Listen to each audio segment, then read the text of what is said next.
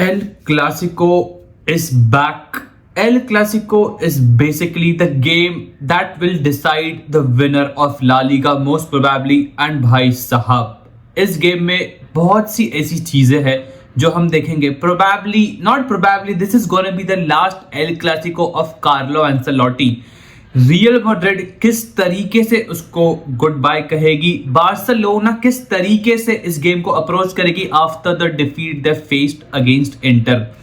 देखो भाई, the very first thing that comes to my mind is Real Madrid at this moment maybe बहुत ज्यादा rest मिल चुका है उनको. उनके प्लेयर्स वो एनर्जी दिखा सकते हैं पिच पे, पर भाई हम नहीं दिखाते ना, हम नहीं दिखाते.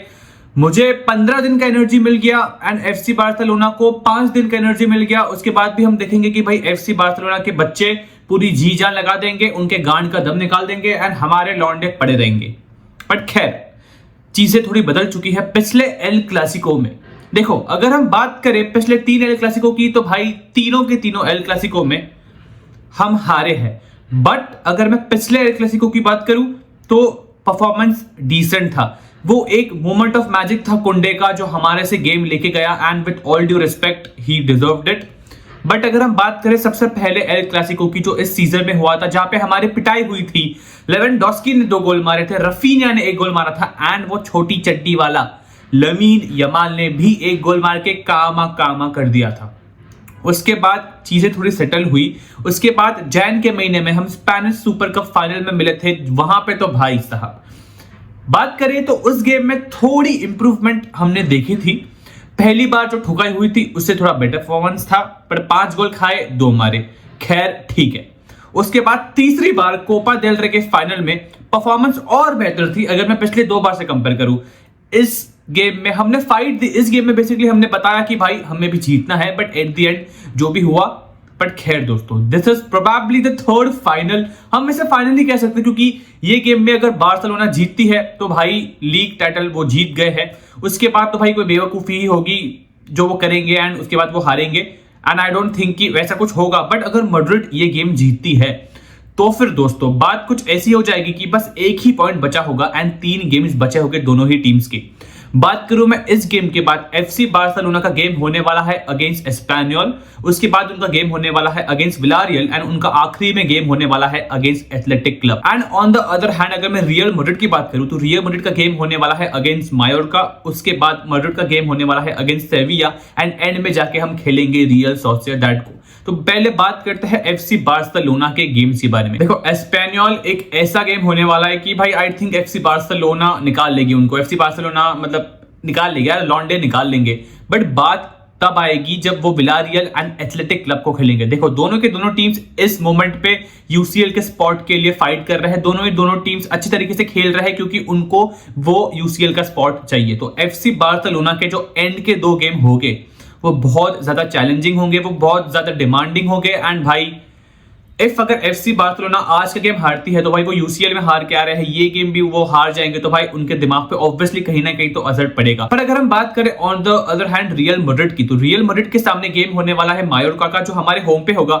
मायोर्का एक ऐसी टीम है जो हमें तकलीफ देती है एंड हमारा उसके बाद वाला गेम होगा सेविया के साथ जो अवे होने वाला है. सेविया is not in the greatest of forms this season, पर भाई हम फेयर है. भाई हम सारे टीम्स को एक फेयर चांस देते हैं क्योंकि हमारे गोलकीपर जो टीबो कोर्टवा है वो कहता है कि मैं सेव करूंगा.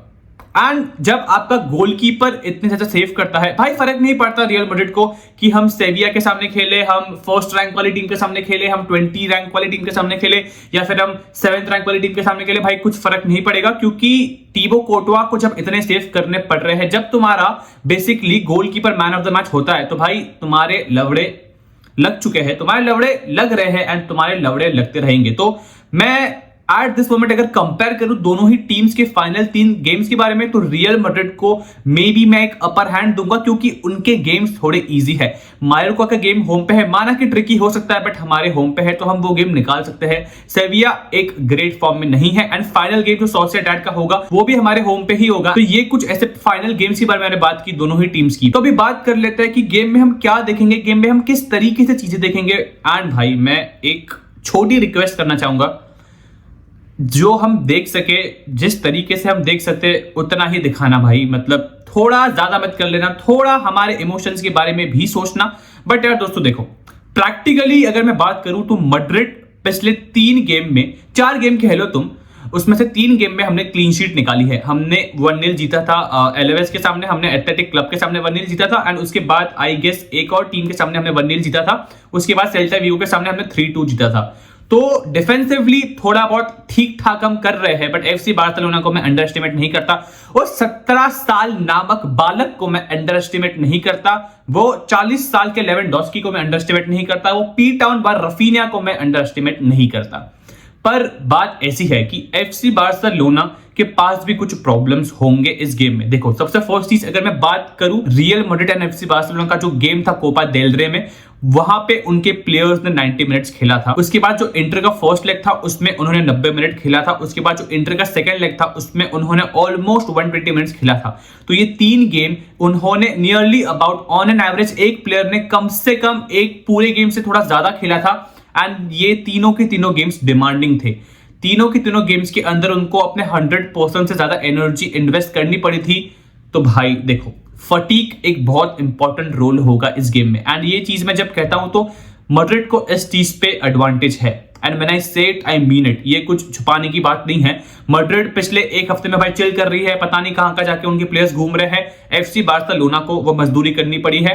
एंड दूसरी चीज जो मुझे लग रहा है कि एफसी बार्सिलोना को मे बी कह रहा हूं मैं दोस्तों, मे बी कह रहा हूं, आई एम नॉट श्योर, उनका थोड़ा दिमाग क्या सही रहेगा जो पिछले गेम में हुआ। देखो, सीजन के स्टार्ट से एक चीज पता चल गई थी कि जिस तरीके से हंसी फ्लिक इस टीम को खिला रहा था, ये टीम ऑब्वियसली जाके चैंपियंस लीग जीत जाती। बट तुम सब जानते हो कि तुम सब डिजर्विंग हो, तुम मेहनत कर रहे हो, तुम ब्यूटीफुल तरीके से अपने आप को प्रेजेंट कर रहे हो, बट एंड में जाके तुम बस एक मैच पहले नॉकआउट हो जाते हो। एंड उस टीम के घर पे जाके तुम 3 गोल मारते हो, तुम कमबैक कर देते हो, एंड उसके बाद भी तुम नहीं जीत पाते। तो देखो, कहीं ना कहीं मान लो, कुछ भी कह लो या फिर जो करना है कर लो, ये बच्चे हैं एट द एंड, कहीं ना कहीं मे बी उनको अफेक्ट कर सकता है। मैं ऐसा नहीं कह रहा कि अफेक्ट करेगा, हंसी फ्लिक ने इनके दिमाग को किसी अलग तरीके से ही बना दिया है, तो मैं ये अंडर एस्टिमेट नहीं कर रहा, but back of the mind वो चीज होगी। इसमें देखो 2 चीज हो सकती है। एक तो वो फुल ऑल आउट जाए एंड भाई मैड्रिड की गांडी मार दे, भाई मैड्रिड को खोल ही दे, मैड्रिड को पेल ही दे। एंड दूसरी चीज ये है कि वो कुछ ज्यादा करने जाएंगे एंड उसमें मे बी वो कुछ और कर दे जिससे उनको अफेक्ट पड़ सकता है। तो ये चीज भी इस गेम में हो सकती है। बट बात करूं मैं दोनों ही टीम्स के इंजरी लिस्ट के बारे में, तो भाई मैड्रिड के पास अभी एक भी प्रॉपर डिफेंडर नहीं है, एक भी बेसिकली स्टार्टिंग डिफेंडर नहीं है हमारे टीम में। मुंडी नहीं है हमारे पास, डेविड अलाबा जो आधे पैर पे खेलता था अभी वो भी नहीं है, रूडीगर भी नहीं है। तो हमारा डिफेंसिव शेप इस गेम में होने वाला है चियाओमेनी कह रहा हूं मैं, Asensio, Lucas Vazquez and Farhan Garcia. तो ये हमारे डिफेंस पे खेलने वाले हैं। ये हमारा डिफेंस जब मैं देखता हूं कि सामने से वो जो अटैक आएगा, भाई मैं बस प्रार्थना कर रहा हूं कि नहीं, प्लीज थोड़ा आराम से, ठीक है। पर अभी बात करते हैं कि सामने के साइड पे एफसी बार्सिलोना की टीम में जूल्स कुंडे नहीं है। जूल्स कुंडे एक इंपॉर्टेंट रोल प्ले कर रहा था इस टीम में, वो यमाल को सपोर्ट करता था। बट मैं बात करूं with all due respect, Eric Garcia ने पिछले गेम में गोल मारा, बट भाई वो खुला था बहुत टाइम पे, कुछ इतना ज्यादा आगे चढ़ गया था कि भाई पीछे आने में उसको प्रॉब्लम हो रहा था। एंड इसके साथ विनीशियस जूनियर इस गेम में खेलने वाला है। भाई तुम कुछ भी कह दो, विनीशियस किस तरह के भी फॉर्म में जा रहा हो, बट भाई ही कैन टेक इट। उसके दिन पे भाई वो किसी को भी भूत बना सकता है, एंड आई मीन इट, वो कुंडे को भी भूत बना सकता है। इस सीजन ऐसा नहीं हुआ है, बट भाई उसके दिन पे वो किसी को भी पेल सकता है। एंड विनी के सामने एरिक गार्सिया, भाई ये एक बहुत बड़ा क्वेश्चन होगा एफसी बार्सिलोना के लिए, क्योंकि अराहो को वो खिलाएंगे नहीं, क्योंकि भाई ने जो भी किया है पिछले गेम में, let's not go there obviously, तो वहां पे ऑब्वियसली एरिक गार्सिया ही खेलेगा। अब बात आती है कि जो लेफ्ट बैक पोजीशन है वहां पे कौन खेलेगा। क्या आप बाल्डे को रश कर दोगे इंजरी से आने के बाद तुरंत एंड स्टार्टिंग 11 में डाल दोगे? आई थिंक हंसी फ्लिक ये चीज कर सकता है, बट आई डोंट थिंक एक सही ऑप्शन है। तुम फर्स्ट हाफ जेरार्ड मार्टिन से खिलाओ। देखो भाई, पिछले गेम में उसने जिस तरीके से भी खेला, उसने अपना 100% दिया, उसने आपको 2 असिस्ट निकाल के दिए। तुम अब इससे ज्यादा एक प्लेयर से एक्सपेक्ट नहीं कर सकते हो, ठीक है। उसने सब कुछ कर दिया, भाई वो रो रहा था बेचारा एंड में जाके।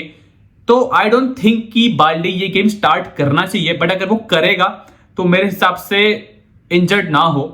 अगर इंजर्ड हो गया तो फिर आगे जाके प्रॉब्लम्स आएंगे। Lewandowski I think will start the game obviously, क्योंकि पिछले गेम में उसको आधे घंटे के आसपास टाइम मिला था and he will start the game.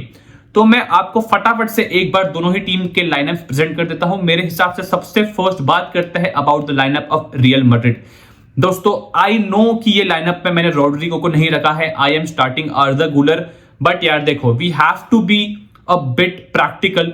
Rodrigo पिछले 25 गेम में कुछ नहीं कर पाया है, एंड जब आर्दा गुलर बेहतरीन तरीके से खेल रहा है, he deserves to start the game, and when I say it भाई आई मीन इट, क्योंकि आर्दा गुलर ने पिछले कुछ गेम में जिस तरीके से वो कंट्रोल लाया है हमारे मिडफील्ड में, भाई वो ड्रॉप डीप करता है, वो बेसिकली हमारा थर्ड सेंटर बैक बन जाता है, वहां से स्विचेस करता है, बॉल कैरी करता है, वो अच्छे खासे लाइन ब्रेकिंग पासेस करता है। तो आर्दा गुलर बहुत ज्यादा इंपॉर्टेंट होगा इस गेम में फॉर रियल मैड्रिड। मैं जानता हूं कि हमारे पास विनीशियस है, हमारे पास एम्बापे है, हमारे पास जूड बेलिंगम है, फेदे वेल्वर्दे है, बट आर्दा गुलर आज के गेम में बहुत ज्यादा इंपॉर्टेंट होगा।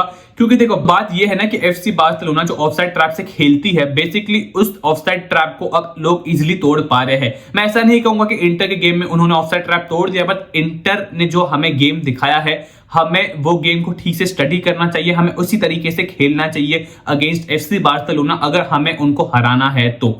मैं बात करूं, इंटर ने बहुत टाइम पे थोड़ा पीछे रुक के खेला था, एंड जब उनको बॉल मिला भाई उन्होंने जिस तरीके से अटैक किया दैट वाज फिनोमिनल। एंड हम देखते हैं कि रियल मैड्रिड बहुत ज्यादा नंबर्स पुट करती है जब वो अटैक कर रहे हो। फेदे वेल्वर्दे आगे होता है, जूड बेलिंगम होता है, विनीशियस जूनियर होता है, किलियन एम्बापे होता है, एंड समय आने पे कभी कभी रॉड्रिगो भी होता है उस जगह पे।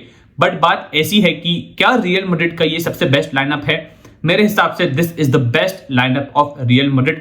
लूकास वास्केस को मैं जानता हूं कि मैंने यहाँ पे राइट बैक वाले पोजीशन में खिलाया है, but I think Lucas Vazquez will start the game, क्योंकि फेदे वेल्वर्दे हमें मिडफील्ड में चाहिए। अगर थोड़ा बहुत सेफ्टी से जाना है तो हम ये भी देख सकते हैं कि हमारा कार्लो एंcelotti लूकास वास्केस को बाहर बिठा के फेदे वेल्वर्दे को वहां पे खिलाए, and Danny Ceballos and Luka Modric की हम वो डबल पिवट वाले रोल में खेलते हुए देख सकते हैं। अभी बात करते हैं अबाउट एफसी बार्सिलोना। देखो एफसी बार्सिलोना का जो लाइनअप उन्होंने पिछले गेम में खिलवाया था वो पूरा का पूरा लाइनअप मेरे हिसाब से सेम होगा, बस एक चेंज होगा। हम देख सकते हैं कि लेवेंडोस्की ये गेम स्टार्ट करे। एंड दोस्तों मैं आपको एक पर्सनल टेक दूं, मेरे हिसाब से Danny Olmo with all due respect he had not one of the greatest games. जो पिछला गेम था उनका इंटर के सामने, उसने ऑब्वियसली वो गोल मारा, बट मेरे हिसाब से you have to start Fermin Lopez in this game. तो फर्मिन लोपेज के साथ वो एक अटैकिंग थ्रेड भी आपको प्रोवाइड करता है, एंड आई थिंक वो ये गेम स्टार्ट करना चाहिए एफसी बार्सिलोना के लिए। बाकी आई डोंट थिंक कि ज्यादा कुछ चेंजेस होगा, बट बात अब ये आएगी, एक और चीज मुझे अभी जस्ट याद आई, बात ये आएगी कि क्या आप स्केजनी को स्टार्ट कराओगे या फिर आप टोर स्टेगन को स्टार्ट कराओगे। देखो भाई अगर मैं हंसी फ्लिक की जगह होता एंड मुझे किसी एक प्लेयर को चूज करना होता तो आई विल गो विद स्केजनी, क्योंकि टर्स स्टेगन माना कि भाई जैसा भी है वो अभी जस्ट इंजरी से आया है, भाई ये एक रीजन साइड में निकाल दो, ये एक रीजन हटा दो। उसने 2 एल क्लासिको में एफसी बार्सिलोना की गांड बचाई है, गांड नहीं कहूंगा, sorry I am so sorry, गांड नहीं कहूंगा, बट उसने एफसी बार्सिलोना को बचाया है, एंड ही डिजर्व्स इट कि वो ये गेम में स्टार्ट करे। नेक्स्ट सीजन में जो होना होगा वो होगा, बट स्केजनी को इस गेम स्टार्ट मिलना चाहिए। अभी बात करते हैं फटाफट से, मैं आपको अपने प्रेडिक्शंस देता हूं, बट दोस्तों before I say anything I just want to say, मैंने ये चीज पहले भी कही, बट रियल मैड्रिड को इंटर वाले गेम को स्टडी करना चाहिए अच्छी तरीके से। जब मैं यहां बैठ के ये चीज बोल सकता हूं तो भाई ऑब्वियसली वहां पे तो लोग हैं उनके पास बहुत, माना कि भाई 2 ही एनालिस्ट है, पर खैर यार वो भी काम कर सकते हैं। बट कार्लो एंcelotti का ये आखिरी गेम होगा। देखो यार दोस्तों आई डोंट नो लीग में क्या होगा, किस तरीके से होगा, या फिर हम जीतेंगे हारेंगे, मुझे उसके बारे में अभी बात नहीं करना है, बट कार्लो एंcelotti के लिए come on boys, we can do it, we can win this game for Carlo Ancelotti. भाई उसको जब वो याद करेगा कि मेरा आखिरी स्पेल मैड्रिड में कैसा था, तो वो ऑब्वियसली गाली देगा कि भाई क्या ही बेकार तरीके का स्पेल था, वो नहीं देगा ऑब्वियसली, बट उसके दिमाग में ये चीज होगा कि भाई यार आखिरी का इंपॉर्टेंट एक गेम था, एल क्लासिको का गेम था, मैंने वो गेम जीत लिया, वो थोड़ी तो खुशी उसको मिलेगी। पर दोस्तों आई थिंक ये गेम मेरे हिसाब से रियल मैड्रिड शुड विन अगर उनको टाइटल जीतना है तो। फेदे वेल्वर्दे ने भी एक चीज कही थी कि ये हमारा लास्ट चांस है भाई, क्योंकि इसके बाद आई डोंट थिंक कि एफसी बार्सिलोना बॉटल करेगी भाई, आई डोंट थिंक कि भाई इतने गधे भी नहीं है वो लोग। बट दोस्तों if I have to give the prediction for this game, मेरे हिसाब से FC Barcelona will score 2 goals and Real Madrid will score 4 goals. So I am predicting 4-2 in this game, and Real Madrid will cut the points gap to 1 point after the game, and probably मुझे आगे कुछ नहीं कहना, good bye दोस्तों।